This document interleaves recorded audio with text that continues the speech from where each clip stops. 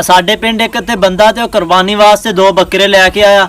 मार शंगार शंगूर के बूहे दे बाहर बन्ने माड़ा जिहा अगे पिछे होया लै बकरे मार्केट चों गायब हो गए। भी आह चोर आ वो आखदा फड़का नहीं खाण दिंदे लैके ते अली 5 हुंदे आ।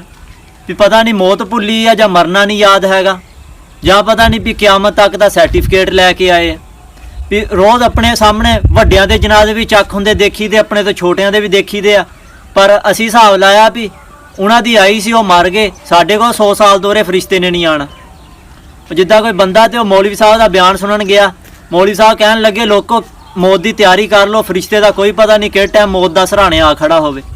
उन्हें बयान सुनिया तो घरे आया मार मंजे ते दोने पासे पैंता कसाई फिरे कहंदा भी तुसी तैयारी कर लो मैं ते फरिश्ते का राह बंद करता। अच्छा अगे बंदियां दी गवाही च इन्नी पावर हुंदी सी एक पासे 2 औरतां गवाही देन एक पासे एक बंदा बंदे की गवाही मानते सी भी बंदे ने बंदे वाली गल करनी है। हुण मैं हिसाब लाया बंदे भी घर जनानियां च बैठ बैठ के वो भी अद्धे जनाने बन गए लो बंदे अज बंदे वाली गल्लां ही नहीं रहियां। अते 2 न्याणे आपस दे विच लड़दे पे ते उन्हां दियां माईयां लड़ी जाण आखे इहने मेरे मुंडे नूं काहतों मारिया वो कहंदी भी मेरे मुंडे नूं काहतों मारिया। वो चंगी भली उत्ते लड़ाई भखी उधरों बंदा आ गया मैं कहा भी चलो आए। दोस्तों सियाणे आदन के कोई भी काम शुरू करन तो पहले ना लेख पढ़ जरूरी है। मुक मुका कीतो होवे ना रोले नहीं बनदे।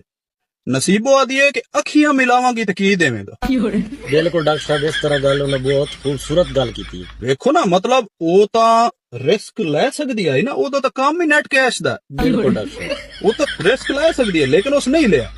उस पहले मुक मुका कीता है कि अखियां मिलावांगी तो की देवेगा नेड़े तेरे आवांगी तो की देवेगा। बहुत खूबसूरत थी उस डॉक्टर साहब का हद मुका देती है। ठीक है और अगली मलक की गल वेखड़ी है कि सीने तेन लावांगी तो की देवेगा। ये तो डॉक्टर साहब उसका फट्टे ही चुक देते हैं यानी गल खत्म कर दी हो सके भाई सीने तेन लावांगी तो की देवेगा। हर कारोबार की परसेंटेज होंदी है मुक मुका उस कीते बगैर काम नहीं शुरू किया हालांकि वो अल्लाह तवक्कल कर सकदी है बिल्कुल डॉक्टर साहब मगर उस नहीं किया। और एंड ते वेखो नतीजा वेखना कि वो आदि है कि सुबह घर जावांगी तो की। बहुत खूबसूरत गल की थी। ठीक है ना यानी नाइट शिफ्ट हो गई ना पूरी रात दी वर्किंग है ओदा पे आउट भी तो ज्यादा होना ना। बिल्कुल डॉक्टर तो यार अगर नसीबो लिख पढ़ तू बगैर मेरे नाल मोकला सोनिया मुक मुका तू बगैर नसीबो नहीं शुरू किया।